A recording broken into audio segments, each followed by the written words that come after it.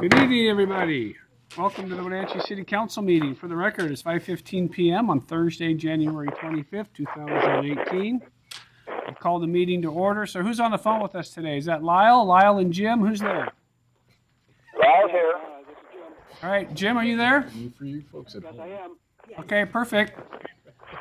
So if you can mute your phones, that will help until we get to a time to vote. Especially Lyle, I think we hear a lot of car noise. The what now? Yeah, Lyle, if you can mute your phone, that would help. We hear a lot of noise. Oh, okay. All right. So the first item is to pledge to our flag, and since Councilmember Poyer's been in Hawaii, he needs to lead us in that. Please stand.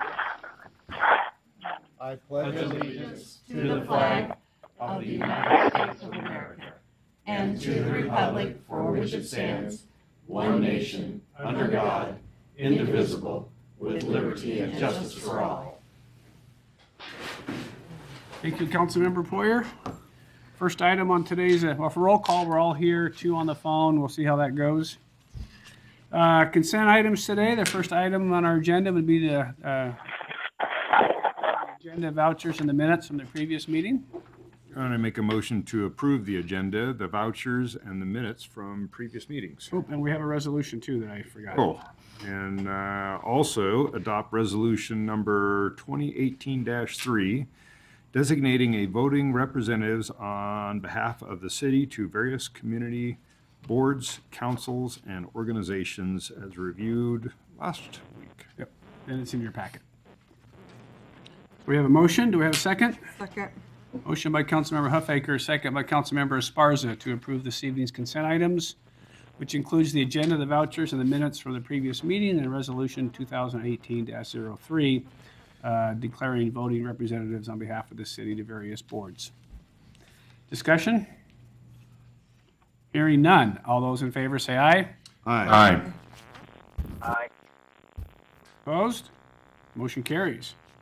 Next item on our agenda would be citizens' comment. If any member of the audience would like to address the council, come up, give you your name and address in 3 minutes. Seeing no takers, we will move on to our action items. The first is regarding a reappointment to the Parks Board. David? Thank you, Mr. Mayor, Council. Good evening. I'm Dave Erickson, Parks and Rec Director for the city. I'm here to request approval of Resolution 2018-01, which would reappoint Raylene Dowell to the Arts, Rec, and Park Commission. Raylene is pretty unique in that she started off on the Community Center Advisory Board, which then was merged into the Park Board, which was then merged into the Arts, Rec, and Park Commission. So she's got to see all of our boards and commissions firsthand. At our last Arts, Rec, and Park Commission meeting, the commission unanimously recommended her reappointment. This would be her second term. That was my question. All right, any other questions? If not, I'd entertain a motion. Your Honor, I move to adopt resolution number 2018-01, reappointing Raylene Dowell to the Arts, Recreation, and Parks Commission. Second. Motion by Councilmember Harold, second by Councilmember Poyer to adopt Resolution 2018-01, reappointing Raylene Dowell to the Arts, Recreation, and Parks Commission. Discussion? Hearing none. All those in favor say aye. Aye. Aye. Opposed? Motion carries. Great. Thanks, Thank you. David. Good luck with the raccoons. Thanks. We had some visitors at his house in Kashmir. I thought maybe that was the name of a team. No. Wrong kind of visitors. Yeah. Wrong kind of All right, team. Carrie, bus pass program. All right, good evening, Mr. Mayor and Council. My name is Carrie Page, Director of Human Resources, and I am here to request approval for a bus pass program for the city of Wenatchee. So we did an interest survey within, I'd say maybe 8 months ago, and it produced 18 interested participants. We are looking to have 18 less vehicles on the road and potentially 18 less parking spaces needed. As a result of that, we're looking to be more environmentally friendly and allow employees a more economical mode of transportation. This was an employee request that came in a year ago, and so we are responding to employee interest. We are looking at approximately $7,500 annually for this program. That's based on 18 people that sign up. We may not actually get all 18 when they actually realize that they do need to ride the bus at least 3 times a week on average to stay in the program. But we want to budget for that just in case. And the program is really nice with Link Transit. Once you sign up for a year, you can add as many employees as you want during that year without additional costs. And so it would stay at the rate at the beginning of the year. They would reassess at the end of the year based on ridership, and they have a really cool new app that they are launching. I believe Influence Health was their first customer that they launched it with, that actually tracks who's riding where and when. And so we'll actually have some data to be able to tell what's actually going on out there. I'm not looking to actually police it, but it'll be nice at the end of the year to know what employers are doing. So of the 18, just for your information, I'm estimating approximately 2 out of the area, which average cost is around $70 per month, and the rest would be in the local area, which would be about $30 a month. So that was going to be my question, is how we were going to see if they're actually riding on an average of 3 times a week, did you Yes, say? that's correct, yes. Okay. And that would be through the app that they would set up. So they would all be required to have this app? Yes, and they would all be required to sign an agreement that they're going to do that as well in order to get the actual bus pass. Yeah, so we have a couple folks who live in Entiat that I know might be interested in doing that, and some in other places. So I think Right. in big cities, this is a pretty common employee benefit to provide. We'll be interested to see how many takers we have. I am, yeah, too. I'd be shocked if we get to the $7,500 number. Yeah. The finance committee looked at it and thought this was a nice thing to try as an employee benefit. So I think it, at this point, makes sense to give it a shot and see what happens. The fancy name is commute trip reduction. Yeah. Love it, yes. All right. So if you don't have any other questions for Carrie, I'd entertain a motion. Your Honor, I will make a motion for the City Council to approve the Bus Pass Program policy, which provides regular employees an alternative, environmentally friendly, and economical mode of transportation to and from work. Second. Second. We have a motion by Councilmember Esparza and a second by Councilmember Harold to approve the bus program as presented in our packets. Discussion. Hearing none. All those in favor say aye. Aye. Aye. Opposed? Motion carries. Thank Thanks, you. Carrie. Motion, there's no pun intended, right? Motion carried, Carrie? Yeah. Jeremy, the Elmwood Subdivision Sewer Extension Project is complete.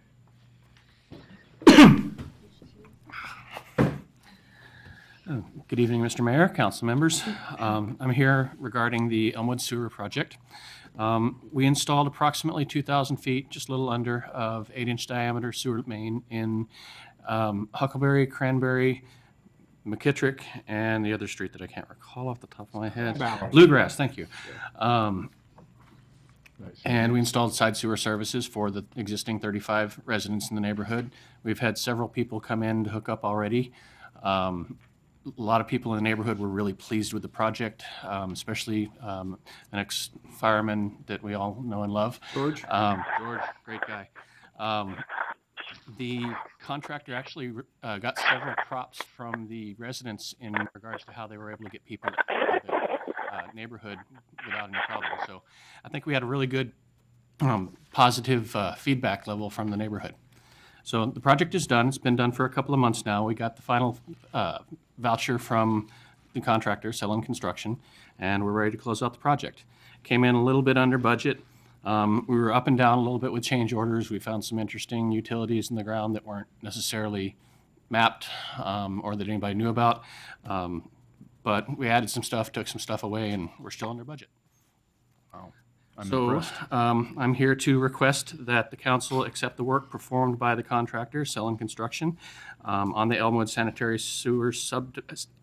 Subdivision Sanitary Sewer Extension, Project 1610, and authorize the mayor to sign the final contract voucher certification on behalf of the city.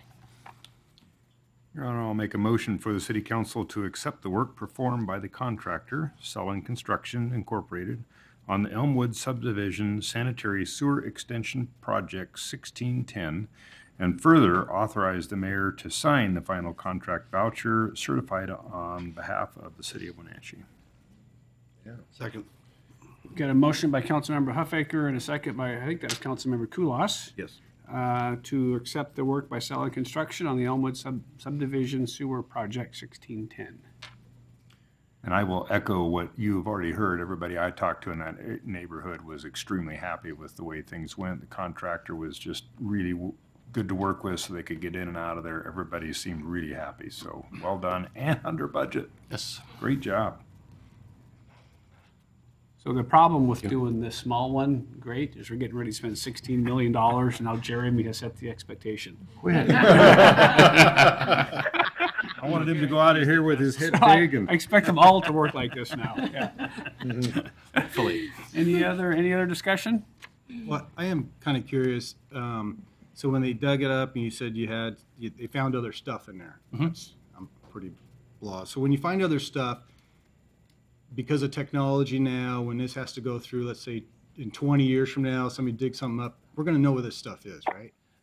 Everything is on the as-built. And we also, excuse me, we took some measures to install some marking devices along the existing sewer so that it'll be easy to detect just walking down with looks like a metal detector. It's not a metal detector, but it's similar. You can walk down and find out exactly where each one of the taps is. We wrote that in the specifications for both this project and the Springwater project, and it'll be in the specifications for all of Sunny Slope and the other projects that we do. The existing lines that were down there, they're on the drawings. That's about the best that we can do. We didn't put anything special in the ground for those because we had to deal with them as we found them. Okay. I'm thinking of the future, right? So, thank you. You're welcome. All right, any other questions or discussion? Hearing none. All those in favor say aye. Aye. Opposed? Aye. Motion carries. Thank you. Yeah, thanks, Jeremy. Again, great job. Stormwater Effectiveness Study Interlocal Agreement. Jessica. Good evening, Mayor and City Council members. Jessica Shaw, Environmental Manager for the Public Works Department. So, as I promised last week, I'm back, and I have before you the Effectiveness Study Interlocal Agreement.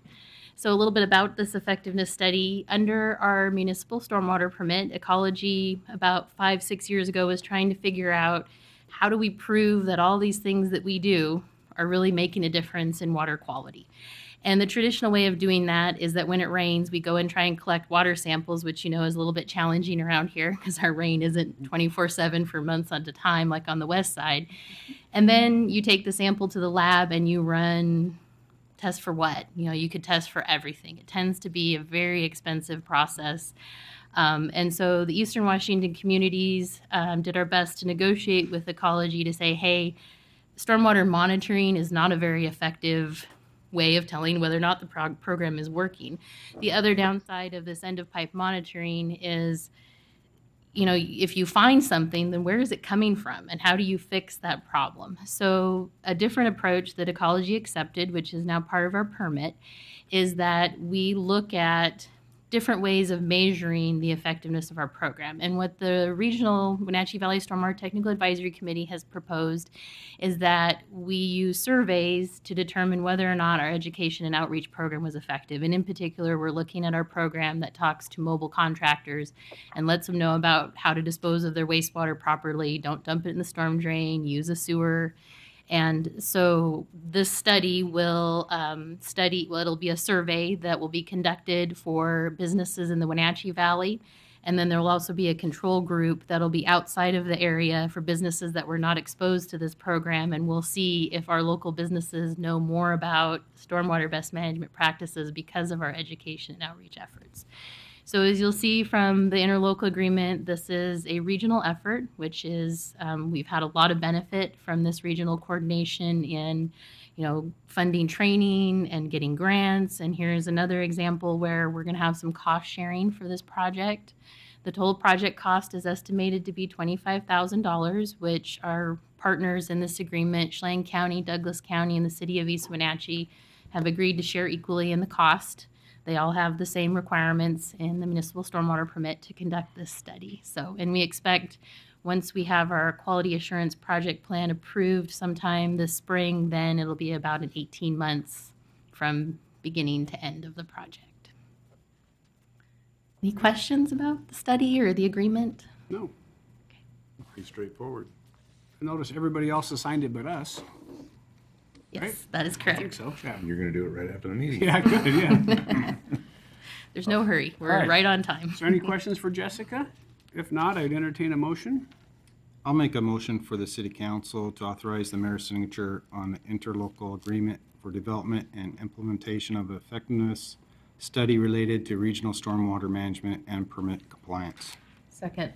Motion by Councilmember Poyer, second by Councilmember Harold to authorize the mayor's signature on the interlocal agreement for development and implementation of an effectiveness study related to regional stormwater. Discussion?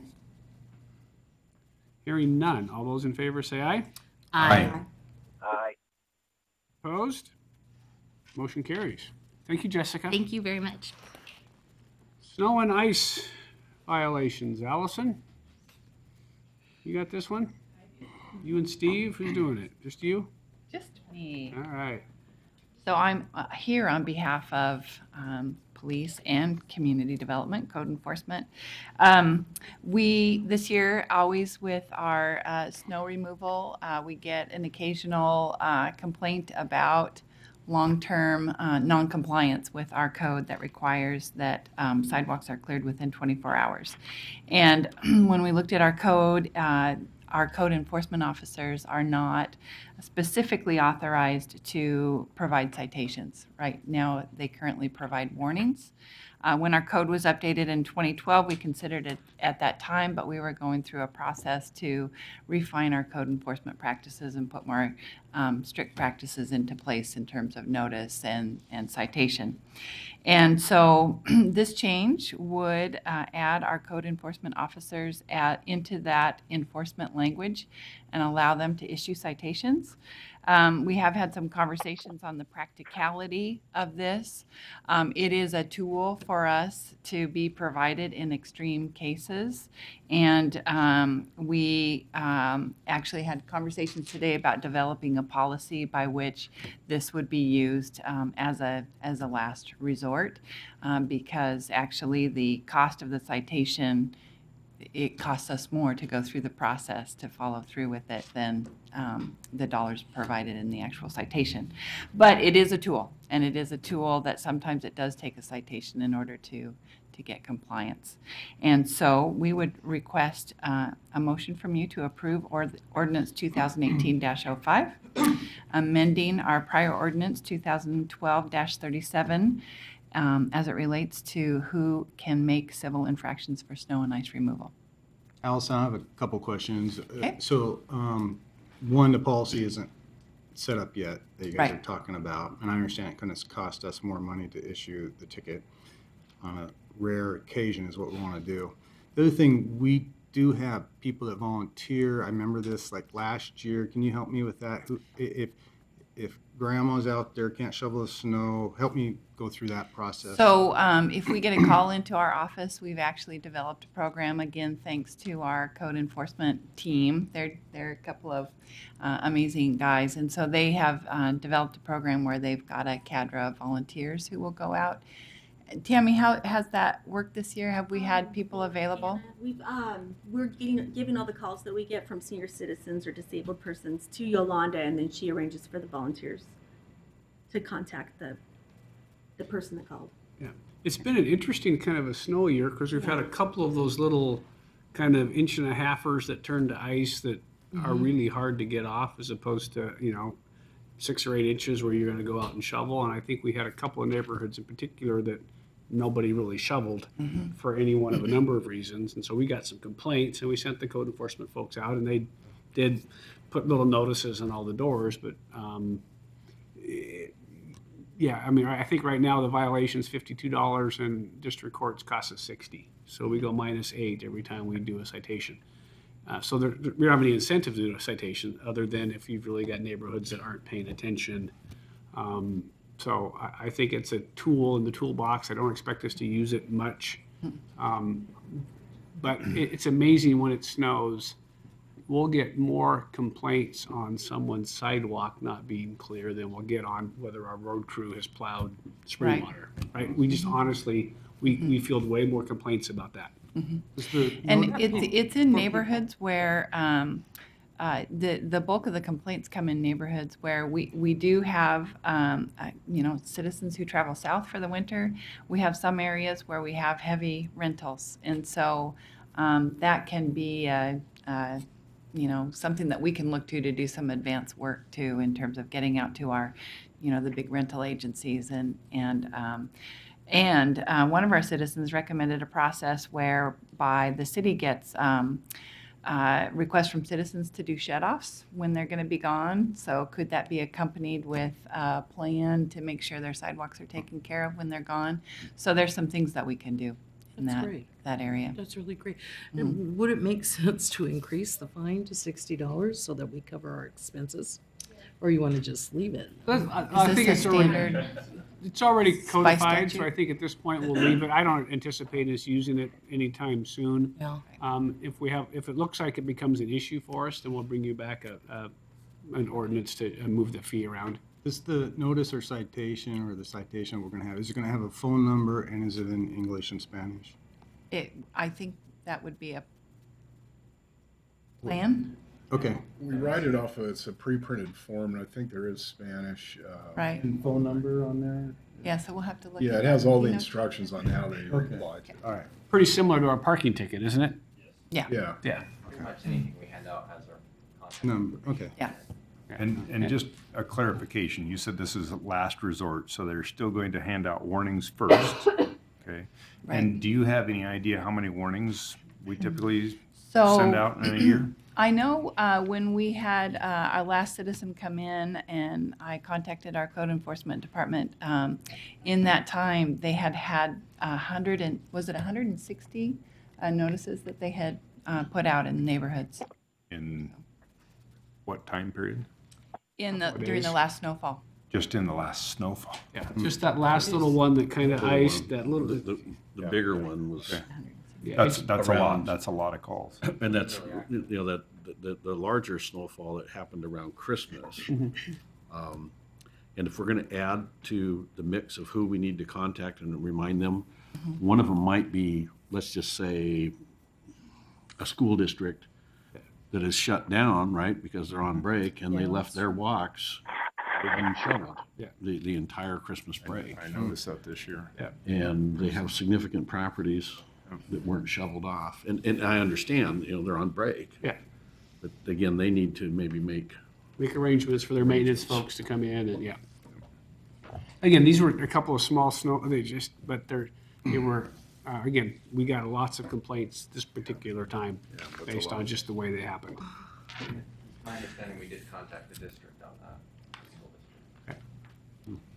Well, Your Honor, I would make a motion to adopt ordinance number 2018-05, amending ordinance 2012-37, section I or 1, also cited as WCC 7.24.070 as it relates to who may issue civil infractions for snow and ice removal violations.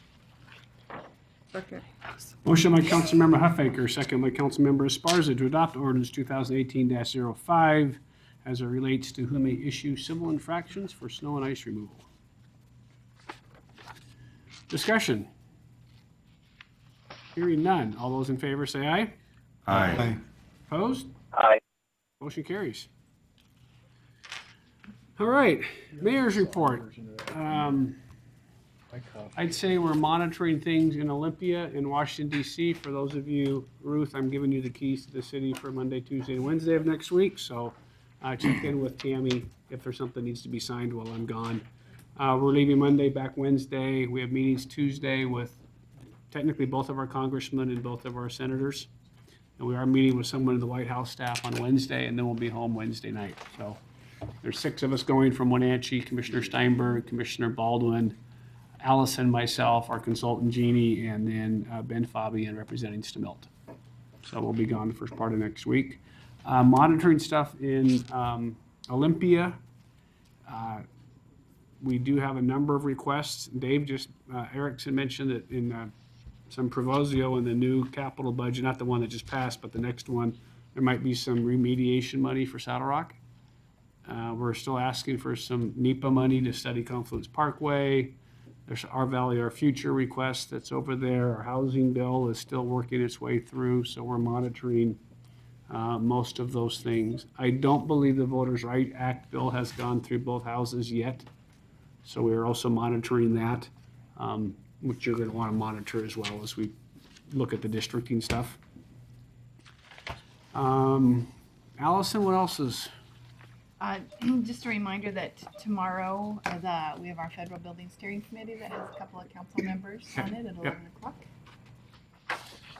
And Homeless Steering Committee meeting next week, so that will be the meeting where they will start to talk about restructuring that committee. So we'll have letters that will go out to Chelan County Commission, Douglas County Commission, East Wenatchee City, to ensure that they have involvement and to let them know about that meeting on Wednesday.